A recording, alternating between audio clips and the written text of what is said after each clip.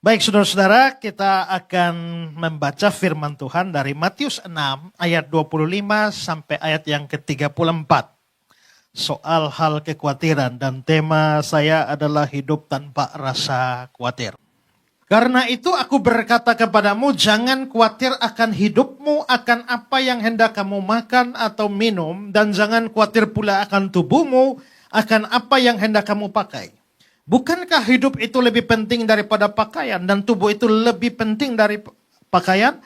Pandanglah burung-burung di langit yang tidak menabur, tidak menuai, tidak mengumpulkan bekal dalam lumbung, namun diberi makan oleh Bapamu yang di sorga. Bukankah kamu jauh melebihi burung-burung itu? Siapakah di antara kamu yang karena kekhawatirannya dapat menambah sehasta saja pada jalan hidupnya? Dan mengapa kamu khawatir akan pakaian? Perhatikanlah bunga bakung di ladang yang tumbuh tanpa bekerja dan tanpa memintal. Namun aku berkata kepadamu, Salomo dalam segala kemegahannya pun tidak berpakaian seindah salah satu dari bunga itu.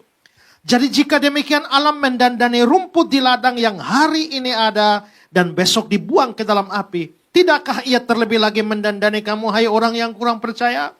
Sebab itu janganlah kamu khawatir dan berkata, apa yang hendak kami makan? Apa yang akan kami minum? Apa yang akan kami pakai? Semua itu dicari bangsa-bangsa yang tidak mengenal Allah. Akan tetapi Bapamu yang di sorga tahu bahwa kamu memerlukan semua itu. Tetapi cari dahulu kerajaan Allah dan kebenarannya, maka semuanya ditambahkan padamu. Sebab itu, jangan kamu khawatir akan hari besok. Karena hari besok mempunyai kesusahannya sendiri. Kesusahan sehari cukuplah untuk sehari. Nah, Bapak Ibu, apa yang baru kita baca ini adalah bagian dari khotbah Yesus di bukit.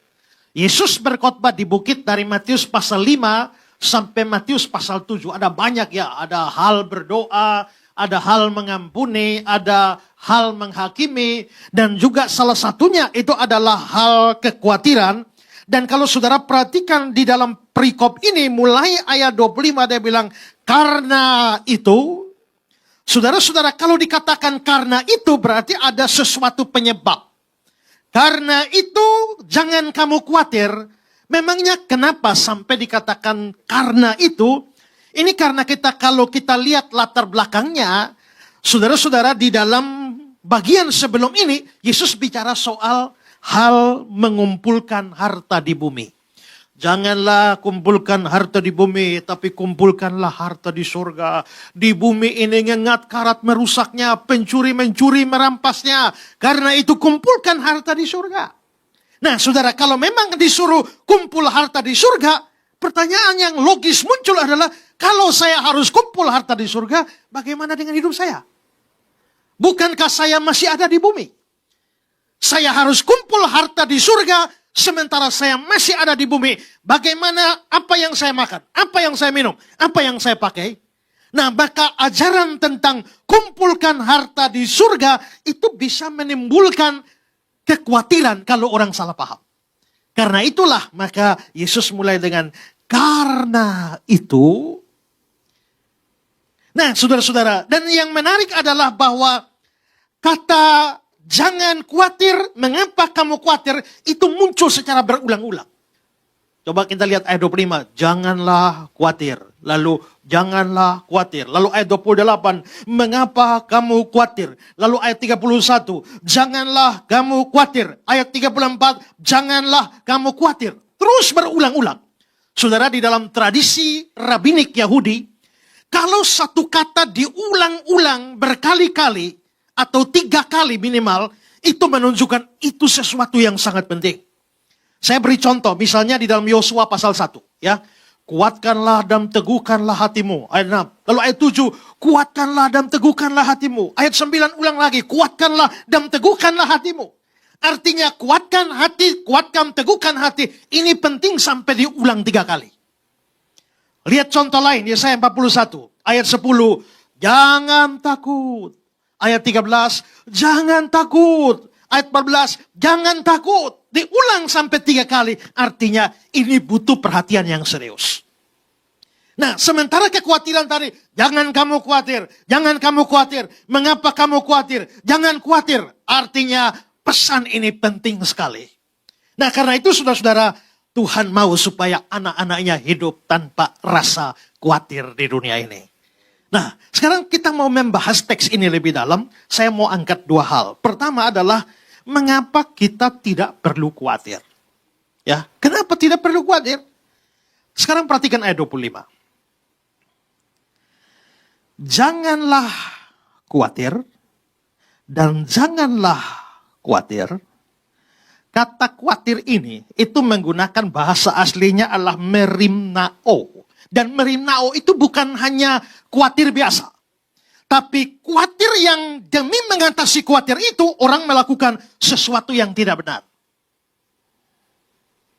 Saudara khawatir mati kelaparan, lalu saudara korupsi. Saudara khawatir tidak sembuh dari sakit, lalu cari dukun. Artinya, mengatasi kekhawatiran itu lalu mencari sesuatu untuk mengatasi, tapi caranya salah. Waktu tahun 2011, ketika saya mau menikah,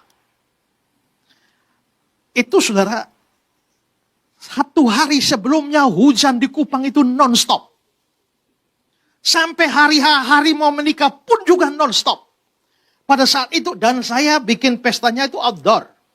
Dan kalau sampai hujan tidak berhenti, itu artinya buyar seluruh acara. Dan pada saat semacam itu saya lalu khawatir. Ini bagaimana ini ya?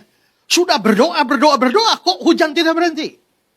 Lalu muncullah seseorang dan berkata, Pak, demi amannya acara, kalau Bapak berkenan, bisakah saya tolong?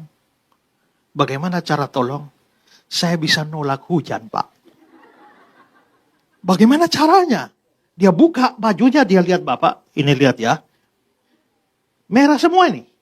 Kenapa? Karena dia menolak hujan pakai lombok. Lombok apa tuh ya? Tahu ya? Nah itu di cabai itu dia gosok di sini. Nanti kalau dia gosok di sini, awan di situ tuh bergerak. Dia lihat awan besar di sini. Dia berdiri lalu dia tolak-tolak di sini. Awannya bergerak semua. Saya betul-betul khawatir bahwa hujan tidak akan berhenti. Tapi seandainya saya setuju, oke, silakan Bapak tolak hujan, artinya saya mengatasi kekhawatiran saya dengan cara yang salah. Itu namanya merimnao. Nah, kata itulah yang dipakai di sini. Kita tidak boleh khawatir dan kekhawatiran itu diatasi dengan cara yang tidak berkenan pada Tuhan. Nah, saudara-saudara, memangnya kenapa sampai kita tidak perlu khawatir? Ada beberapa alasan sini. Pertama, karena kekhawatiran itu sebenarnya tidak punya manfaat apa-apa. Coba lihat kembali ayat 27. Siapakah di antara kamu yang karena kekhawatirannya dapat menambah sehasta saja pada jalan hidupnya? Siapa yang karena khawatir bisa tambah sehasta? Satu hasta itu 45 cm. Siapakah yang bisa bikin panjang hidupnya lebih panjang 45 cm? Karena khawatir. Di dalam Alkitab terjemahan lama bunyinya begini. Siapakah di antara kamu dengan kekhawatirnya dapat melanjutkan umurnya barang sedikit pun? Atau di dalam terjemahan NIV itu menggunakan kata jam. Siapakah di antara kamu karena kekhawatirannya menambah 1 jam pada hidupnya? Saya percaya Tuhan telah menetapkan kita umurnya berapa masing-masing. Ya, kalau saudara lihat 2 Samuel 7:12. Apabila umurmu sudah genap dan engkau mendapat perhentian bersama nenek moyangmu, artinya umurmu sudah genap dan kamu mati, berarti setiap orang mati pada umur yang genap yang ditentukan bagi dia.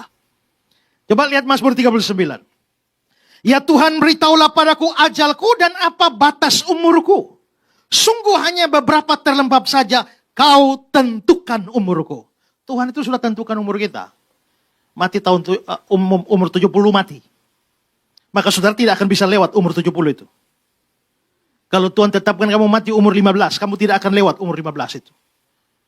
Belum saatnya mati, tidak akan mati. Sudah saatnya mati, tidak akan bisa lewat. Dari negeri 1001 malam, Irak, itu ada cerita tentang ada seorang yang kerja menjadi budak pada seorang tuan. Lalu satu hari dia pergi ke pasar. Begitu dia pergi ke pasar, sampai di sana dia lihat malaikat maut. Dan malaikat maut itu memanggil-manggil dia. Wah, dalam kepercayaan mereka, kalau malaikat maut sudah panggil kamu, hari ini kamu mati. Maka budak itu penuh ketakutan, mukanya pucat, lari ke rumah. Tuannya lihat dia, kenapa mukamu pucat? Tuan, tadi aku ketemu malaikat maut di pasar, dia melambai-lambai padaku. Aku sangat takut Tuhan, tolong aku, tolong aku. Lalu Tuhan bilang, apa yang bisa kulakukan bagimu? Tuhan tolong beri saya seekor kuda, saya mau lari jauh dari sini. Memangnya kau mau kemana? Saya mau lari ke kota terjauh dari sini, namanya kota Samara. Tuannya kasihan, lalu kasih dia kuda. Akhirnya langsung dia tancap gas menuju kota Samara.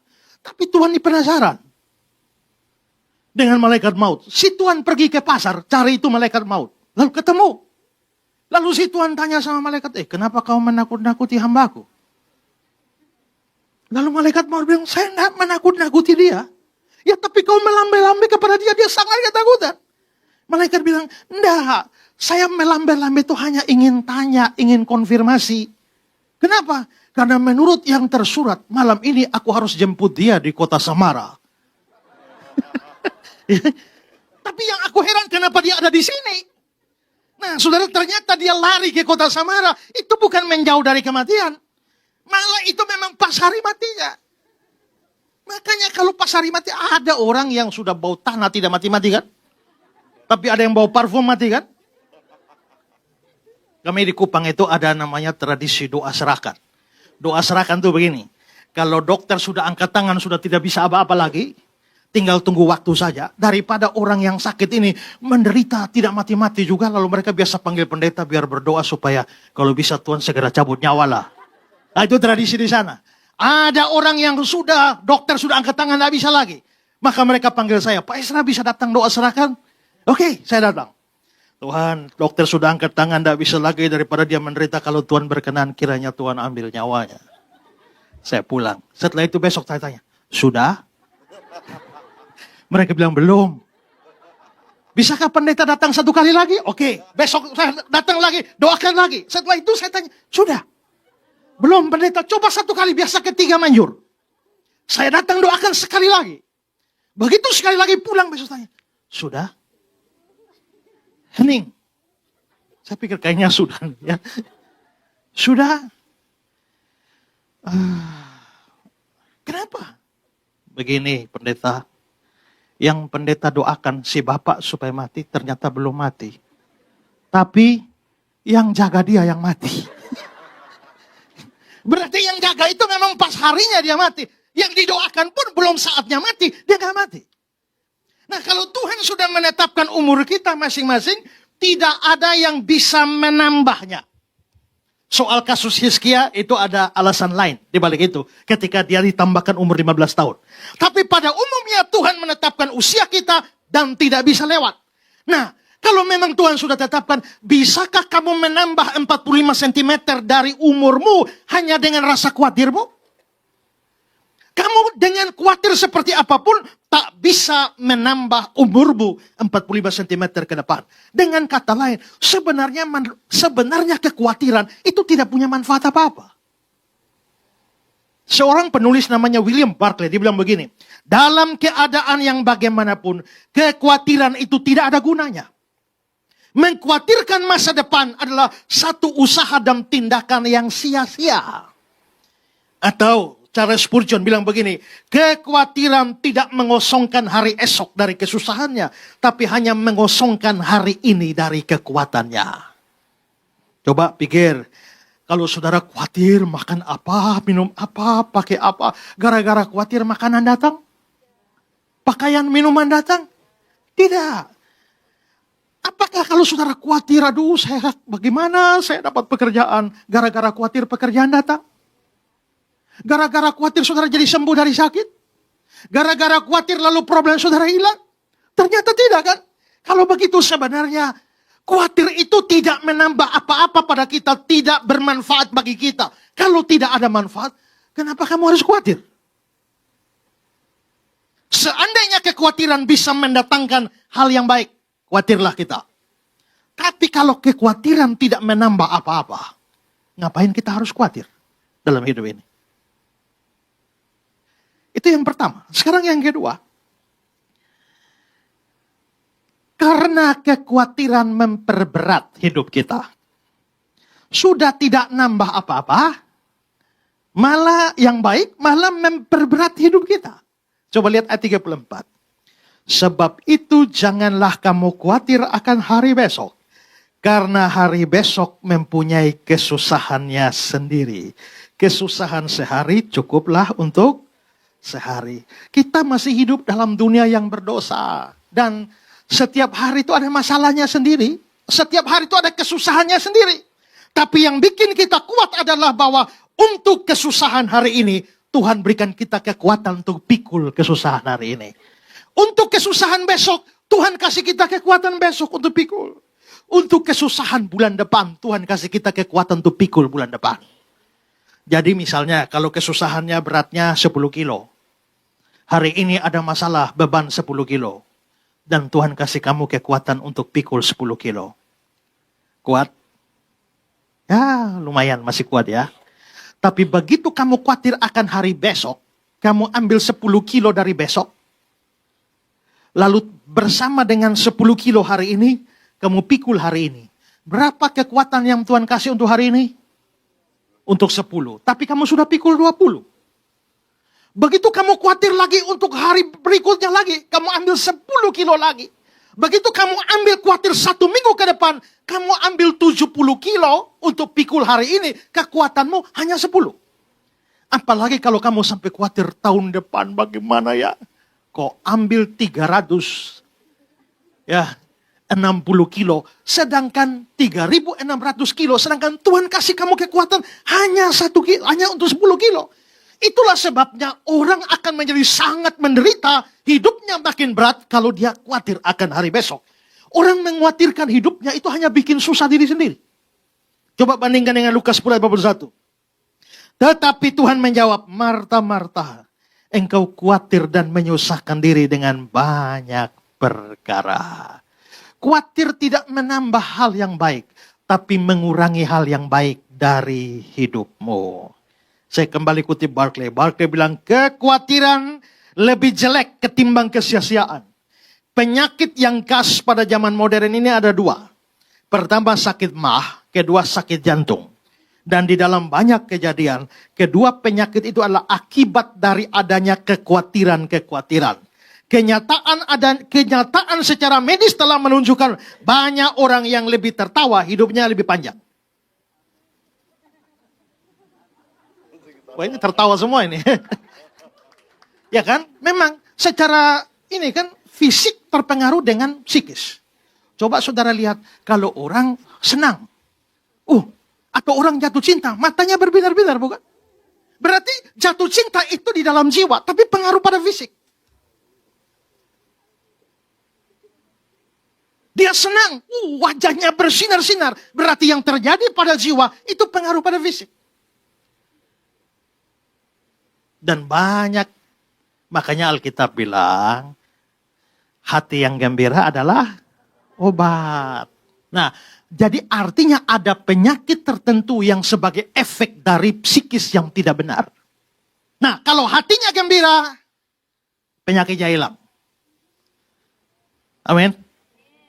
Tapi itu tidak berarti semua penyakit hilang hanya hati gembira. Karena kalau saudara jatuh dan patah tulang, saudara mau gembira bagaimanapun itu tulang gak nyambung. Ya. Khusus bagian psikis itu terjadi. Dan karena itulah maka di sini orang yang khawatir, orang yang simpan kebencian, orang yang dendam pada orang, biasanya muncul penyakit-penyakit tertentu karena masalah psikis itu.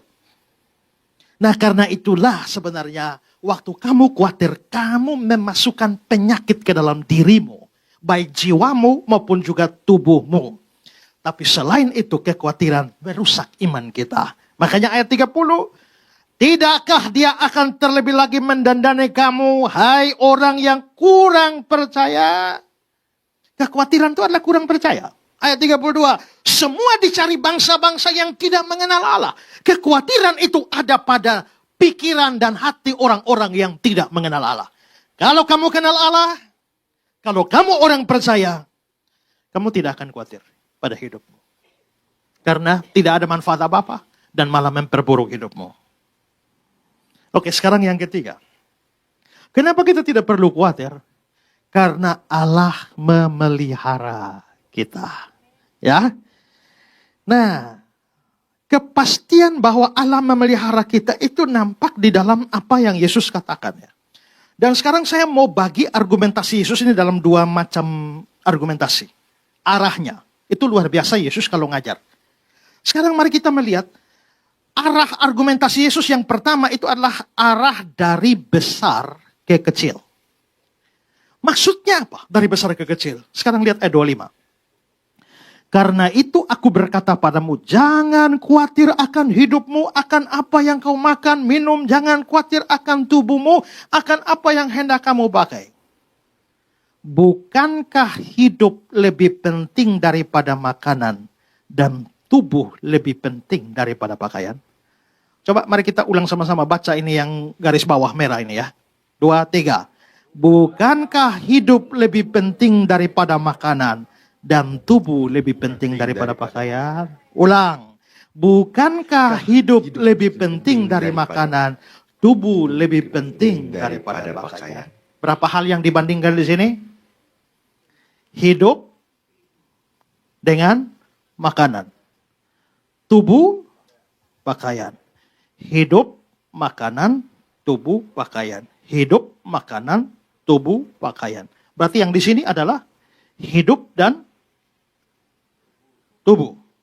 Yang ini makanan dan pakaian. Di bagian kiri ini hidup dan tubuh. Di bagian kanan makanan dan pakaian. Hidup dan tubuh, makanan dan pakaian. Mana lebih mahal? Yang sebelah kiri atau kanan? Yang ini kan? Hidup ini lebih mahal daripada makanan. Kalau kau beli tubuh dengan beli makanan, keluar duit lebih banyak mana? Ini beli makanan paling enak. Berapa harganya? Tapi ini tolong beli ginjal satu. Ya. Ini beli makanan enak, mahal. Tapi ini coba beli kaki satu coba. Mahal mana? Berharga mana? Ini loh. Hidup ini lebih penting daripada makanan.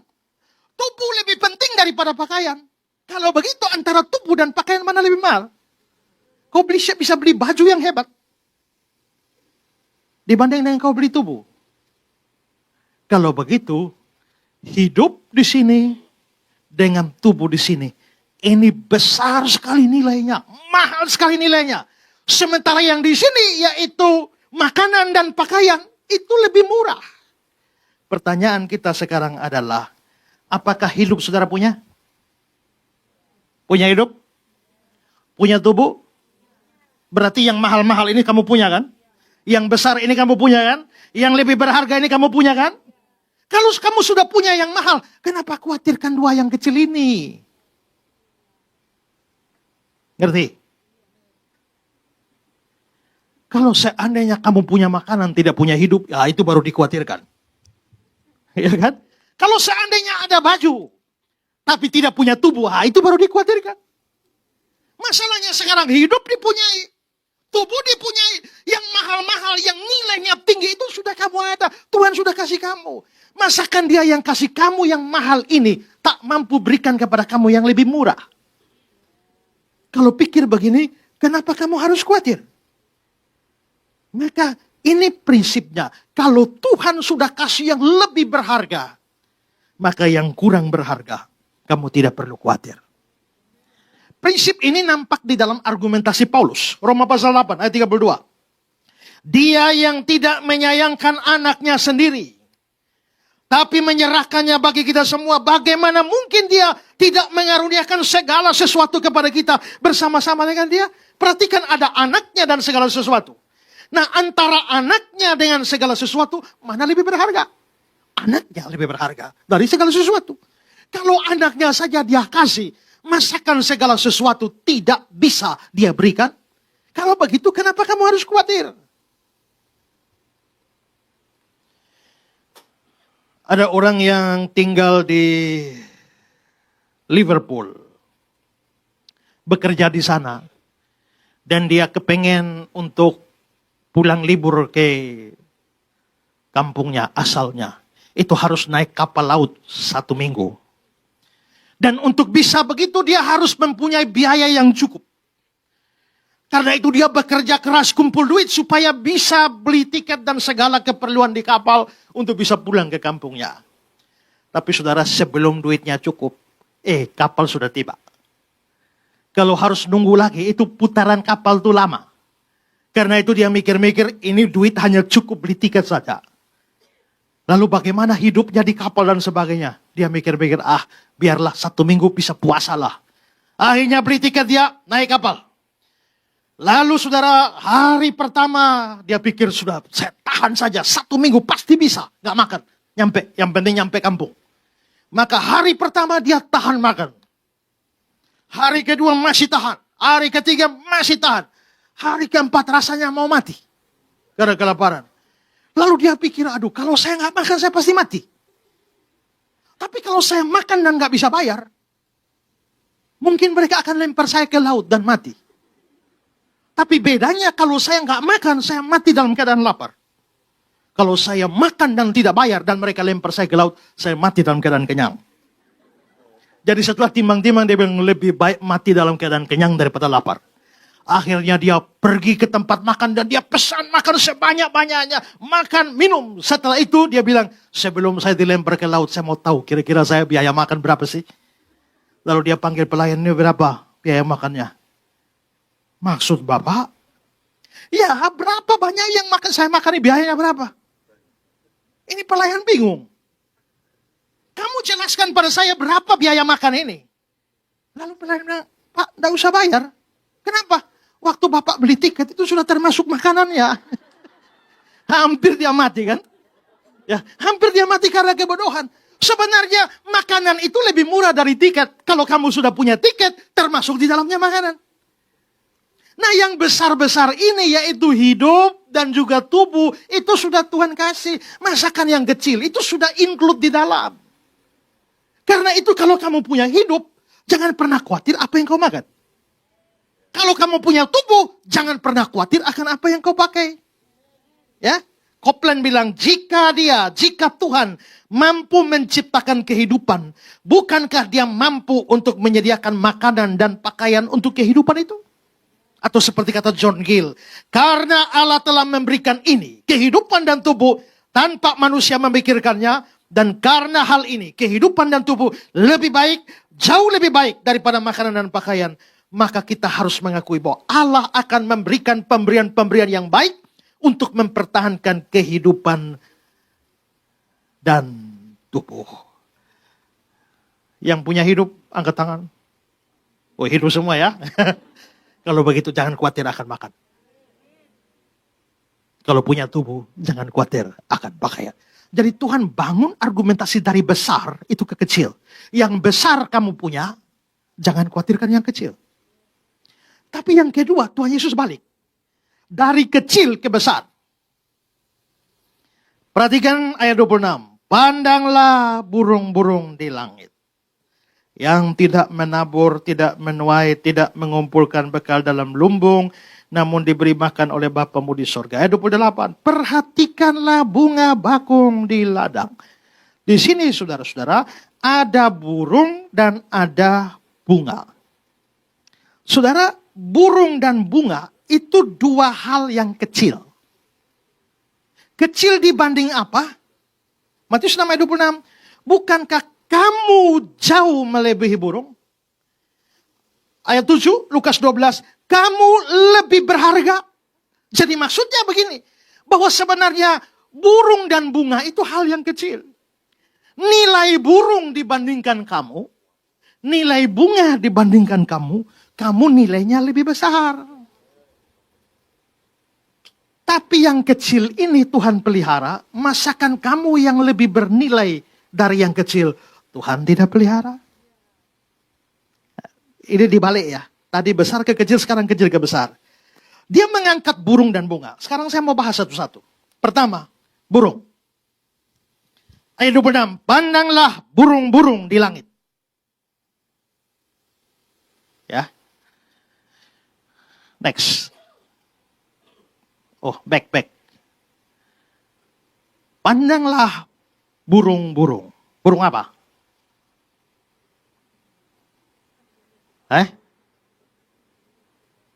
Burung apa? Kalau lihat dari ayat sejajarnya itu burung gagak ya.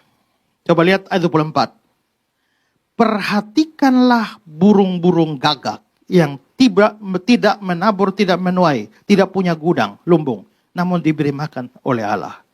Jadi burungnya burung apa? Burung gagak. Berarti Tuhan itu suruh kita perhatikan burung gagak.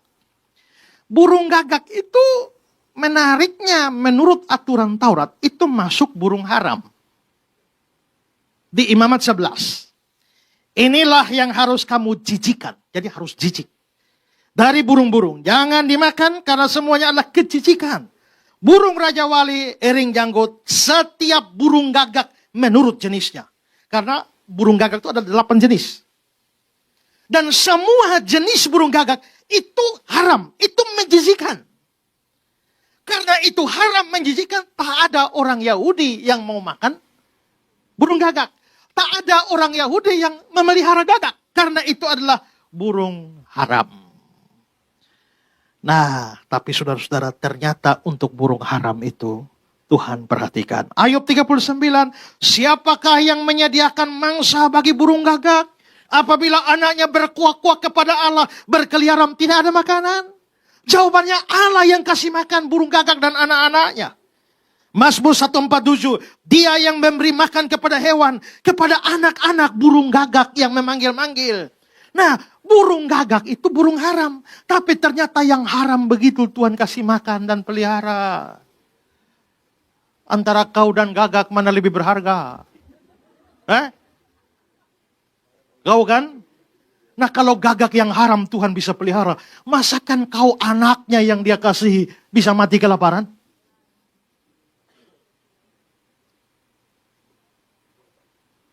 Burung apa lagi? Selain gagak. Ada guru sekolah minggu di sini? Apa? Tahu lagunya? Na na na na na na na na na na na na na na. Burung pipit yang kecil.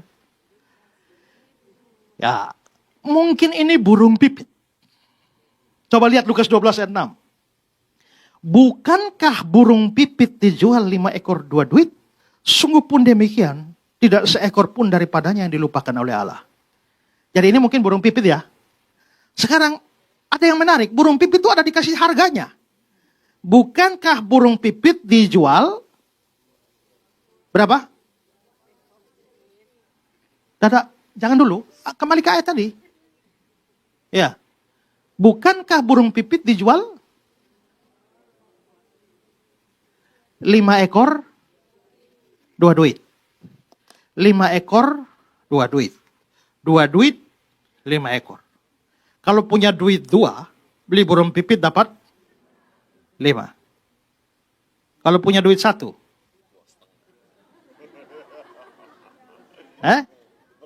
2,5 kan? Ini burung hidup loh ya. Bukan burung mati ya. Om beli burung berapa? 2,5 ekor. Kalau sudah mati bisa 2,5 ekor, ini hidup ini. Jadi kalau 1 duit itu nggak bisa ada 2,5, beli minyak ada 2,5 liter. Beli beras ada 2,5 kilo, tapi beli burung hidup itu nggak ada 2,5. Jadi kalau 2 duit 5 ekor, seduit next. Coba lihat, bukankah burung pipit dijual 2 ekor seduit? Berarti 1 duit dapat berapa? Kalau 1 duit dapat 2 ekor, kenapa 2 dapat 5?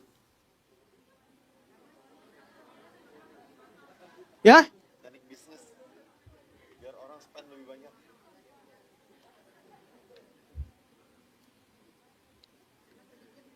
Kayaknya bonus ya.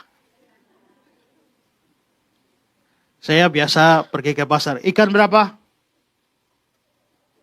Ya, 10.000. 3,25 ya. Saya minta diskon 3 ekor harusnya 30 jadi 25.000. Ini 1 duit dapat berapa? Dapat 2. 2 duit mestinya dapat 4. Tapi ditambah lagi 1. Artinya yang 1 tuh tidak ada harga. Nah saudara perhatikan. Kenapa bisa dikasih begitu?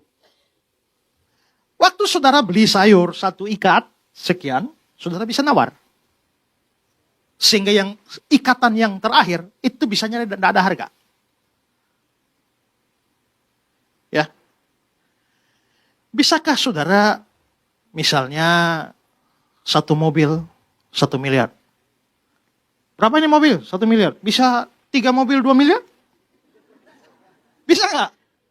Nggak bisa. Kenapa mobil nggak bisa, kok burung bisa? Karena burung itu murahan. Mobil itu dianggap mewah. Burung itu murahan. Nyari satu duit itu dapat 1 duit dapat 2 ekor, 2 duit dapat 4 ekor. Berarti ekor yang terakhir itu harganya berapa? 0 itu. Dengan kata lain mau dikatakan bahwa burung itu terlalu murah harganya. Tapi saudara, yang menariknya, walaupun burung itu murah, Matius 26 ayat 26, diberi makan oleh Bapamu yang di sorga. Lukas 12 ayat 6, sungguh pun demikian, tidak seekor pun daripadanya dilupakan Allah. Amin. Kalau murahan saja Tuhan tidak lupa, masakan Tuhan lupa kau? Hei Antonius. Ada Antonius di sini. Masakan Tuhan melupakan kamu? Masakan Tuhan tidak beri makan pada kamu? Sedangkan burung haram, burung murahan saja dia kasih makan.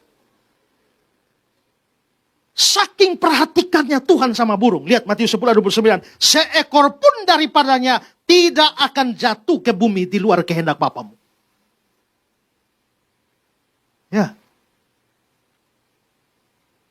Ini burung pipit itu. 1 ekor pun tidak akan jatuh di luar kehendak Bapamu. Kecil sekali. Makanya dulu pas ada acara HUT Kemerdekaan Indonesia, saya diminta menjadi salah satu orator. Waktu itu ada banyak upaya menggantikan dasar negara Pancasila. Karena saya pendeta, maka ini orasi nasional ini ya. Saya kutip ayat. Jikalau burung pipit tidak akan jatuh di luar kehendak Bapamu, apalagi burung Garuda. Nah akan jatuh kalau Tuhan tidak kehendaki. Kalau kamu jago tembak bagaimanapun juga, kalau Tuhan belum kehendaki pasti meleset. Tapi kalau sampai kena, artinya memang kehendak Tuhan untuk jatuh. Nah bayangkan, untuk jatuhnya seekor burung itu butuh ketetapan Tuhan. Apalagi untuk anaknya sendiri. Bisa jatuh sampai mati kelaparan. Itu mustahil. Burung gagak tidak punya harga. Burung pipit, burung murahan, tapi dipelihara. Kembali ke Matius 6 ayat 26. Bukankah kamu jauh melebihi burung itu? Lukas 12 ayat 7. Kamu lebih berharga. Ya, ayat 24. Betapa jauhnya kamu melebihi burung-burung itu. Kita ini sangat berharga. Mari kita lihat sebagai manusia saja kita berharga. Saudara, waktu Tuhan menciptakan manusia, ada perundingan ilahi bukan? Baiklah kita menciptakan manusia menurut gambar dan rupa kita. Siapa kita di situ? Saya percaya itu indikasi kepada Allah Tritunggal. Maka untuk menciptakan manusia, Allah Tritunggal perlu berunding. Baiklah kita menciptakan manusia menurut gambar dan rupa. Selem dan Demut. Pernahkah saudara baca di Alkitab, lalu Tuhan menciptakan babi menurut gambar dan rupanya? Tidak kan? Marilah kita menciptakan ayam menurut gambar dan rupa kita. Tidak. Hanya mencipta manusia dengan gambar dan rupanya. Maksudnya apa Pak? Tuhan mencipta kita dengan gambar dan rupanya. Tuhan itu kan punya sifat. Sifat Tuhan itu bagi 2. Pertama namanya uncommunicable attribute. Sifat yang tak bisa diberikan. Tuhan maha tahu. Tuhan tidak bisa berikan kamu jadi maha tahu. Tuhan maha kuasa. Dia tidak bisa bikin kamu jadi maha kuasa. Itu uncommunicable attribute. Tapi ada yang namanya communicable attribute. Itu bisa diberikan. Sifat yang bisa diberikan misalnya apa? Misalnya Tuhan itu kan kekal. Waktu dia menciptakan kamu, dia isi sedikit sifat kekekalan pada kamu. Sehingga kita ini akhirnya jadi makhluk yang kekal. Tapi beda dengan Tuhan. Tuhan itu kekal ke sana, kekal ke sana. Kita itu tidak kekal ke sana. Tapi sekali diciptakan, kita kekal ke sana. Nanti mati juga tidak selesai. Nyambung. Mau nyambung di surga atau nyambung di neraka. Tapi kita tetap kekal. Tuhan cipta kita itu dengan akal budi. Tapi binatang tidak dikasih akal budi. Binatang hidup berdasarkan instingnya. Manusia itu bisa kalkulasi, bisa hitung, bisa tambah dan sebagainya. Makanya satu hari pendeta Stephen Tong seminar dan orang tanya pada dia, Pak Pendeta, kira-kira antara monyet paling pintar dan manusia paling idiot, kalau diadu menang mana?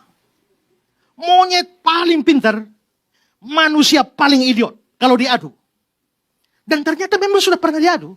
Dan yang menang monyetnya. Akhirnya pendeta Stephen Tong bilang, memang kalau monyet paling pintar diadu dengan manusia paling idiot, yang menang monyetnya. Tapi kamu harus tahu, jangan hanya lihat manusia idiot itu dan monyet pintar itu. Kau lihat seluruh generasi monyet dan seluruh generasi manusianya. Manusia idiot itu dia idiot, tapi kalau dia kawin, dia bisa menghasilkan anak-anak yang besok jadi dokter, jadi dosen, jadi profesor, jadi segala macam insinyur. Tapi monyet paling pintar itu 7 kali kawin. Anak cucunya tidak pernah lulus SD. Berarti kita ini jauh lebih berharga daripada binatang-binatang. Makanya bahkan di dalam Mazmur 6 itu ya, Mazmur 8 itu dia membuat kita hampir sama seperti Allah. Karena Allah itu roh, dia menciptakan kita dengan sifat roh. Karena kita punya roh, maka kita bisa connect dengan roh Tuhan. Seperti rusa rindu sungaimu, jiwaku rindu engkau. Seperti rusa rindu sungai, jiwaku rindu engkau. Jiwaku rindu engkau, seperti rusa rindu sungai. Aku merindukan engkau, rusa merindukan sungai. Tapi rusa tidak pernah merindukan engkau. Ya kan? Kenapa? Rusa bukan makhluk rohani. Kita makhluk rohani. Makanya kalau kau hidup tidak pernah connect dengan Tuhan, kau tidak beda dengan rusa. Ya kan? Berarti kita tuh sangat-sangat berharga. Kita dicipta pada hari ke-6. Itu tidak kebetulan itu. Tuhan taruh kita setelah segala sesuatu diciptakan. Baru manusia dicipta paling terakhir. Dalam ordo penciptaan. Begitu manusia buka mata, segala sesuatu sudah ada. Maka segala sesuatu diciptakan untuk manusia. Dan bukan manusia untuk segala sesuatu. Dan yang berarti menjadi manusia saja itu sudah berharga. Maka saudara tidak usah buat apa-apa, saudara manusia saja sudah berharga. Tapi yang lebih hebat adalah saudara bukan hanya manusia. Manusia yang percaya kepada Tuhan Yesus. Dan kalau kamu sudah percaya pada Yesus, kamu diberi kuasa menjadi anak-anak Allah. Jadi ini bukan hanya manusia loh, anak Allah loh. Hanya menjadi manusia kamu sudah berharga. Menjadi anak Allah lebih berharga lagi. Makanya tuh kita berdoa, Bapa kami yang di surga. Saya pernah khotbah seri itu. Bapa kami yang di surga. Kalau saya bilang ingat ya. Yang bisa berdoa Bapa kami hanya anak.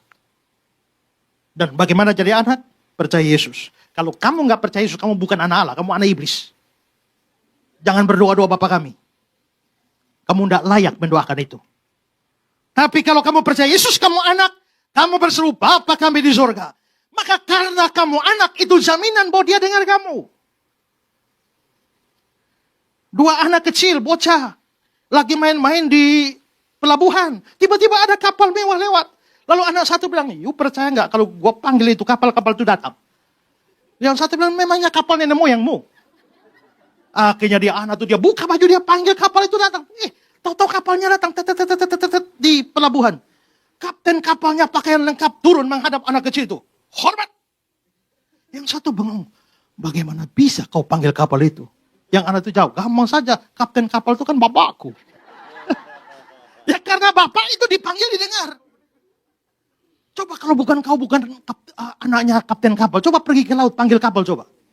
Sampai ketiakmu bengkak kapal tidak datang kan? Kalau begitu kita ini dilihat dari penciptaan saja kita sudah berharga. Tapi dilihat dari penebusan menjadikan kita anak Allah, kita jauh lebih berharga. Masakan Tuhan perhatikan burung-burung tak berharga itu dan mengabaikan kamu? Pikir ini hai orang tidak percaya. Pikir ini orang-orang bodoh. kalau kamu memberikan kekhawatiran menguasai hidupmu. Clark berkata, kita tidak pernah mengenal seorang bapa duniawi yang mengurus binatang-binatangnya dan mengabaikan anak-anaknya sendiri. Haruskah kita takut ini akan terjadi pada Bapa surgawi kita? Seorang lain berkata, kekhawatiran sebenarnya adalah sebuah fitnahan terhadap karakter Allah. Kekhawatiran menunjukkan bahwa Tuhan lebih tertarik pada hewan peliharaan daripada anaknya. Karena itu camkan inilah dan berhentilah khawatir tentang hidup saudara. Apa yang saudara makan, saudara minum, saudara pakai dan masa depanmu. Ya. Perhatikanlah bunga burung-burung itu tidak menabur, tidak menuai. Tidak punya tabungan di bank ini, bank itu. Tapi hidupnya nyaman ya.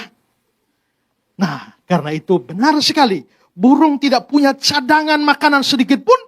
Tapi burung kelihatannya dalam bahasa tertentu tidak pernah khawatir. Ya, karena itu saudara, daripada kita membiarkan pikiran kita khawatir masa depan, mending tak usah khawatir.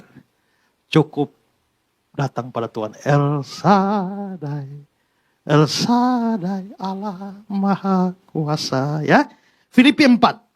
Bersukacitalah. Sekali lagi bersukacitalah. Janganlah hendaknya kamu khawatir. Ucaplah syukur. Amin. Itu baru pertama, baru burung. Sekarang yang kedua, bunga bakung. Tunggu agak lama ya.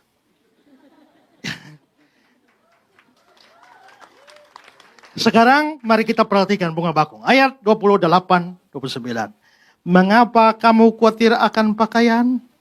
Perhatikanlah bunga bakung di ladang yang tumbuh tanpa bekerja, tanpa memintal.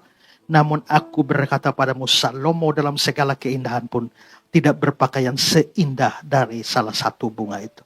Ini sebenarnya bunga apa itu? Ya,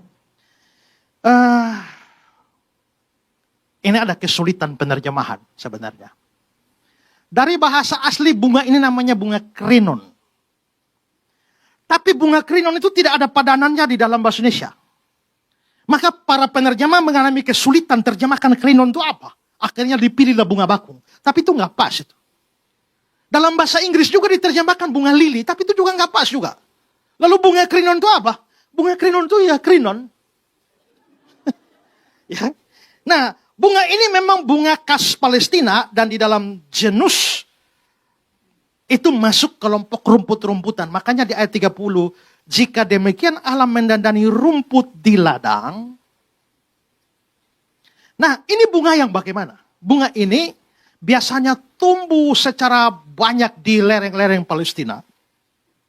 Indah sekali. Tapi bunga ini punya keunikan. Dia akan berkembang. Kuntumnya akan keluar dan sangat indah. Tapi satu batang, satu pohon bunga krinon hanya bisa berkembang satu kali seumur hidup. Artinya kalau kembangnya sudah keluar, setelah itu dan kembangnya sudah layu, maka dia tidak pernah berkembang lagi. Tidak ada manfaat lagi. Itu sama kayak saudara tanam pohon pisang ya. Kalau pisangnya sudah berbuah, ambil itu saudara biarkan pisangnya itu juga nggak akan berbuah lagi. Maka dipotong. Nah, krinon seperti itu.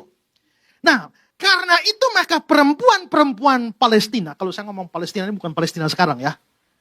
Itu menunjuk pada Israel zaman dulu. Israel zaman dulu itu yang namanya Palestina, namanya diganti oleh Kaisar Hadrian itu, ya. Nah, perempuan-perempuan Palestina waktu itu biasa pergi sore-sore, dia lihat bunga krinon yang kuntumnya ini sudah layu, toh tidak akan muncul lagi, maka dia cabut, dibawa ke rumah untuk dijemur. Dipakai apa? Untuk kayu bakar. Makanya saudara lihat ayat 30, dibuang ke dalam api. Jadi bunga itu indah sekali. Tapi hidupnya sebentar besok masuk di dalam api. Maka gambaran tentang bunga ini, jenis rumput ini, itu gambaran kefanaan. Yang hidup sebentar lalu binasa. Saking pendeknya bunga atau rumput ini, maka lihat 1 Petrus 1 ayat 24. Semua yang hidup adalah seperti rumput, segala kemuliaannya seperti bunga rumput. Rumput menjadi kering dan bunga menjadi gugur. Nah, Ternyata untuk yang begini saja, yang sederhana, yang sebentar, yang hidup sebentar, sebentar lagi masuk api, ternyata Tuhan dandani dia lebih daripada Salomo. Matthew Henry bilang, pakaian Salomo sangat indah dan megah. Dari yang dia memiliki harta istimewa dari para raja dan penguasa. Dan dengan cermat menampilkan kemegahan dan keperkasaannya. Pasti memiliki pakaian-pakaian yang paling mewah, yang terbaik buatannya. Dari semua pakaian yang bisa diperoleh. Terutama saat dia tampil dalam kemuliaannya pada hari-hari penting. Namun demikian seindah apapun berpakaian, keindahannya masih kalah jauh dari bunga-bunga bakung setaman. Bunga tulip yang lebih cemerlang daripadanya. Maka sekarang maksudnya begini.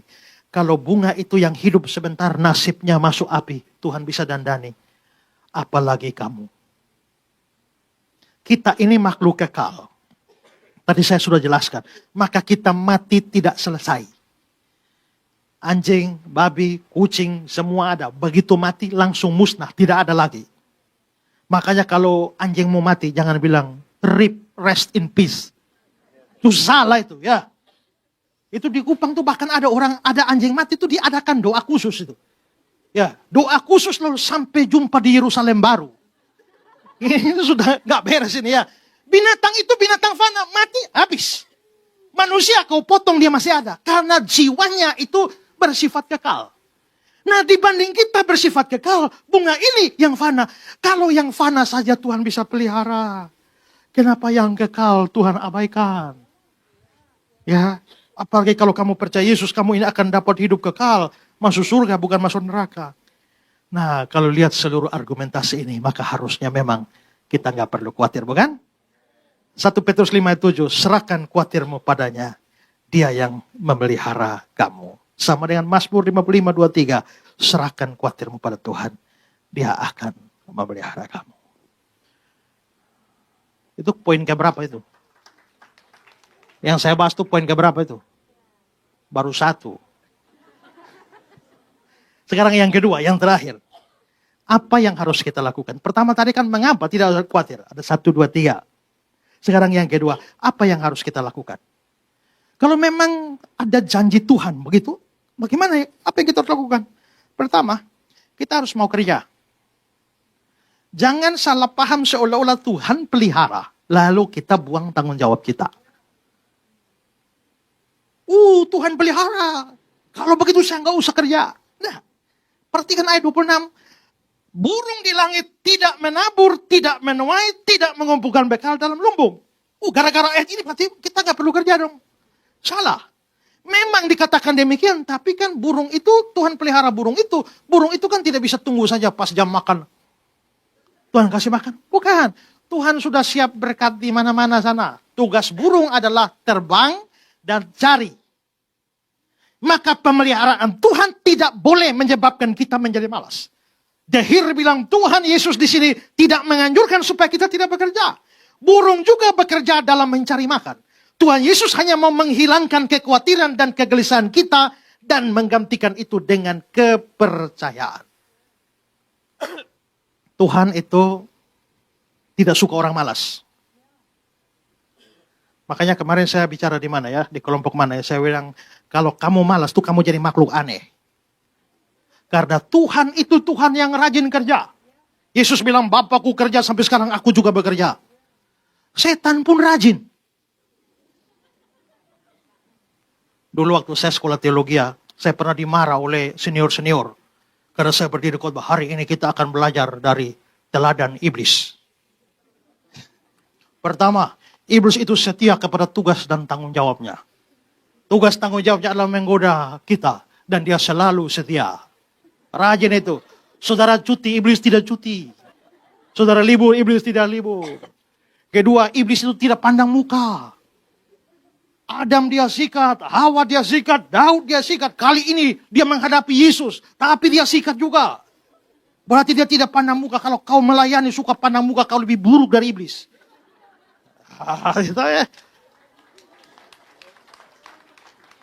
Yang ketiga, iblis itu pandai menggunakan kesempatan. Yesus, coba saudara lihat waktu dia datang. Jika engkau anak Allah, batu ini jadi roti. Kenapa dia bilang jika engkau anak Allah? Itu Matius 4. Di Matius 3, Yesus baru habis dibaptis.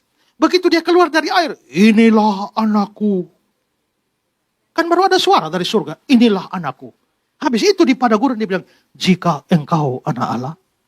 Berarti waktu Yesus dapat suara dari surga, itu iblis dengar. Sampai di padang gurun dia pakai cobai kamu. Jadi kalau kamu yang dengar firman Tuhan hari ini, iblis ada tunggu kamu di sebelah. Ya. Iblis itu pintar itu. Yesus puasa dan lapar, dia bilang, jika kamu anak-anak, ubah batu-batu ini jadi roti. Kenapa dia bilang ubah batu? Karena memang batu-batu di sana itu mirip roti. Batu-batu yang begini kan. Kalau saudara pernah ke Israel, saudara lihat rotinya tuh kayak batu. Makanya muncul ayat, Bapak mana kalau anaknya minta roti dikasih batu. Itu karena batu mirip roti. Yang keempat, iblis itu tidak gampang putus asa. Pencobaan pertama, Yesus tolak. Tapi iblis berhenti tidak. Datang pencobaan kedua, tolak lagi. Pencobaan ketiga, tolak lagi. Tapi apakah iblis bukan hanya tolak, diusir. Tapi versi Lukas, lalu iblis mengundurkan diri dan menunggu waktu yang baik. Jadi kalau saudara menang satu kali dengan iblis, jangan terlalu puas. Ada babak kedua kawan. Babak ketiga dia tunggu kau. Iblis itu tidak mudah putus asa. Kalau kau baru injili orang ditolak satu kali kau putus asa, kau harus belajar dari iblis. Nah itu saya khotbah begitu. Yang berikut lagi, iblis itu hafal firman Tuhan. Dia bawa Yesus ke bubungan bait Allah. Tersuruh terjun dari sana. Sebab ada tertulis mengenai engkau. Malaikatnya akan menatang engkau sehingga engkau tidak terantuk pada batu. Sebab ada tertulis. Tertulis di mana? Coba ada yang tahu? Woi kalah dari iblis ini. Itu iblis mengutip dari Mazmur 91. Mazmur 91 itu bahwa Tuhan akan melindungi orang percaya. Malaikatnya menatang engkau. Iblis cuplik ayat itu terapan pada Yesus. Dia hafal ayat itu. Hanya dia pelintir makna ayatnya. Karena maksud dari ayat itu adalah kalau orang percaya jalan ketemu bahaya, Tuhan akan tolong. Tapi dengan suruh Yesus terjun dari bait Allah, itu bukan kalau ketemu bahaya, itu namanya cari bahaya. Kalau kamu cari bahaya itu bukan beriman. Itu namanya mencobai Tuhan. Saya ini bertobat pada waktu yang sangat muda. Saya berkhotbah pertama kali kelas 2 SMP. Tapi baru terima Yesus kelas 1 SMA. Jadi saya sudah khotbah dulu baru terima Yesus. Nah saudara, waktu saya terima Yesus pertama kali ada hamba Tuhan doakan saya lalu. Ini Esra, ini ada ayat yang Tuhan berikan khusus pada engkau. Yesaya 43, engkau ini kepunyaanku. Aku memanggil engkau dengan namamu. Apabila engkau melewati air, engkau tidak akan hanyut. Melewati api, engkau tidak akan terbakar. Wow. Itu saya pegang teguh firman itu. Kemana saja, lewati air tidak akan hanyut. Api tidak akan terbakar. Satu hari saya pergi pelayanan di kampung, desa. Jalan-jalan. Tahu-tahu ada orang-orang banyak jalan depan saya. Di jalan raya. Tapi sampai di ini mereka menggok. Masuk hutan-hutan, baru nyambung lagi. Ada apa ini saya lihat-lihat? Ternyata ada sarang lebah jatuh di jalan. Dan lebah memenuhi seluruh jalan itu dan semua orang menghindar. Waktu saya lihat lebah memenuhi jalan, teringatlah aku akan Yesaya 43. Melewati air tidak akan hanyut, api tidak akan hangus. Tuhan kalau air saja tidak hanyut, api tidak hangus, apalagi hanya lebah. Dalam nama Yesus saya terobos. Masuk lebah itu. Dan hari itu lebah keroyok saya. Saudara, hari itu dulu saya masih kurus. Sejak disengat lebah itu sampai gemuk, sampai sekarang tidak turun-turun itu. Orang tolong saya masuk puskesmas. Dan hari itu saya protes, Tuhan mana janjimu? Tapi tahu-tahu saya ketemu ayat itu nanti bilang, orang bijak melihat malapetaka menghindar. Orang bodoh berjalan terus dan kena celaka. Ternyata saya tidak beriman tapi orang bodoh. Tapi itu iblis itu pintar. Iblis pakai ayat tipu orang. Makanya pencobaan pertama kali kepada Hawa, bukankah Tuhan berfirman? Karena itu sekedar pakai ayat. Jangan saudara pikir, ini pasti suara dari Tuhan. Tidak, setan pun bisa pakai ayat. Makanya perlu belajar. Supaya jangan ditipu pakai ayat. Makanya kalau ada kelas PA ikut. Jangan malas, nanti gampang ditipu setan pakai ayat tuh. Nah, kembali kepada poin kita. Artinya, saya tekankan tadi, Tuhan itu rajin. Iblis juga rajin. Kalau Tuhan rajin, iblis rajin, kau malas. Kau itu makhluk aneh yang tidak mirip Tuhan, tidak mirip setan juga itu.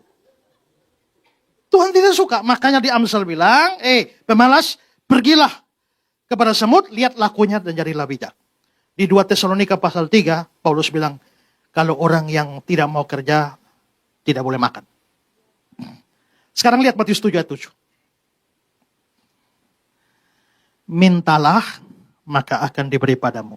Carilah, maka kamu akan mendapat. Saya pernah dengar ada pendeta khotbah, pendeta dari Jakarta. Dia bahas ayat ini. Waktu dia bahas 2 kata pertama, mintalah, akan diberi padamu. Carilah, kamu dapat. Mintalah, carilah. Mintalah, carilah. Mintalah, carilah. Habis minta, jangan tidur. Cari. Gitu. Amin. Tuhan, kalau misalnya saudara adalah kerja di Grab, Tuhan berkati saya hari ini. Habis itu jangan tidur, cari di jalan. Kalau saudara seorang guru, Tuhan berkati saya hari ini, cari di ngajar. Saudara seorang pegawai, Tuhan berkati saya. Habis itu kerja, Tuhan tidak suka orang malas. Saudara berdoa, Tuhan kasih jodoh. Tuhan kirimkanlah aku kekasih yang baik hati. Habis itu cari. Dalam satu seminar pemuda ada orang yang, Pak, apakah mencari jodoh itu Alkitabiah? Ya, iya. Lalu mereka bilang, tapi bukankah Adam itu tidak pernah cari jodoh? Adam hanya tidur saja, begitu bangun Hawa sudah ada. Saya bilang, benar adik, ya. Masalahnya Adam itu tidak punya saingan adik. Kalau hari ini kau lihat dan kau hanya tidur, kau bangun sudah di bawah orang itu. Nah, karena itu Tuhan memelihara kita, tidak membuat kita menjadi pemalas. Tuhan janji kita sukses, tapi harus belajar. Harus rajin kerja. Nah, sangat disayang kalau banyak orang Kristen jadi pemalas-pemalas. Maka kekhawatiran bisa teratasi dengan iman pada Allah yang diwujudkan dengan kerja nyata. Yang kedua, terakhir, ini betul-betul terakhir. Kita harus memprioritaskan Tuhan di atas segalanya. Ya, ayat 33, cari dahulu kerajaan Allah dan kebenarannya. Semuanya ditambahkan padamu. Semua yang mana? Pesawat pribadi. Gitu. Nah, lihat konteksnya. Makan, minum, pakai. Makan, minum, pakai. Semua itu makan, minum, pakai. Ini berarti Tuhan menjanjikan kebutuhan dasar manusia. Bukan berarti orang tidak boleh kaya. Tetapi kalau memang kaya itu bonus dari Tuhan. Tapi Tuhan menjanjikan kalau kamu sungguh-sungguh cari Tuhan, kamu tidak akan mati kelaparan. Yang penting kamu percaya Tuhan, kamu kerja sungguh-sungguh, kerja jujur. Prioritaskan Tuhan. Dia pasti berkati kamu. Ya. Kalau begitu kita mestinya tidak perlu khawatir. Kenapa mesti prioritaskan Tuhan? Karena kamu tidak bisa, seperti kata John Calvin, bahkan kamu tidak bisa menggerakkan satu jarimu di luar kehendak Tuhan. Kalau Tuhan tutup pintu, nggak ada yang bisa buka. Kalau Tuhan buka, nggak ada yang bisa tutup. Saya suka nonton sepak bola. Satu hari jadwal Manchester United lawan Chelsea. Di Kupang itu jam 3 pagi mainnya di TV. Saya pulang pelayanan jam 1. Sudah siap manis mau nonton bola, masih 2 jam. Saya hidupkan TV-nya karena saya pakai TV berbayar. Ternyata pulsa bola habis. Waduh, saya kontak semua yang jual pulsa. Nggak ada satu pun, sudah jam 1 pagi. Tapi saya tahu bisa beli pulsa bola di ATM Mandiri. Kira-kira 1:30 pagi, saya keluar cari ATM Mandiri. Dapat. Beli pulsa bola. Masuk kartunya. Muncul di layar. Maaf, pulsa Anda tidak cukup melakukan transaksi ini. Waduh. Lalu akhirnya saya cari BNI. Begitu saya cari BNI, dapat. Lalu saya transfer ke Mandiri. Lalu saya balik lagi ke Mandiri lagi. Dapat sudah. Beli nomor serinya dapat. Pulang, masukkan, error. Ini sudah jam 2. Sudah jam 2 saya utak-atik cari di Google bagaimana caranya. Setengah mati tuh usahanya. Sampai akhirnya jam 2.15 selesai. Ya, 2.15 semua selesai. Bikin kopi, duduk manis, siap. Setengah jam lagi bola. Dan tiba-tiba saya sadar, buka mata jam 6 pagi. Ternyata saya ketiduran dalam setengah jam itu. Dari situ saya sadar, bahkan untuk menonton bola pun itu tergantung kehendak Tuhan. Saya tidak bisa menggerakkan satu jari pun di luar kehendak Tuhan. Kalau begitu saudara, hidupmu berjalan ini semua tergantung dalam kehendak Tuhan. Prioritaskan Tuhan, taruh Tuhan menjadi number one dalam hidupmu. Jadi percaya sungguh-sungguh pemeliharaan Tuhan. Rajin kerja, prioritaskan Tuhan di atas segala-galanya. Ya, jangan biarkan kekhawatiran merenggut damai sejahteramu. Percayalah dia Allah pemelihara.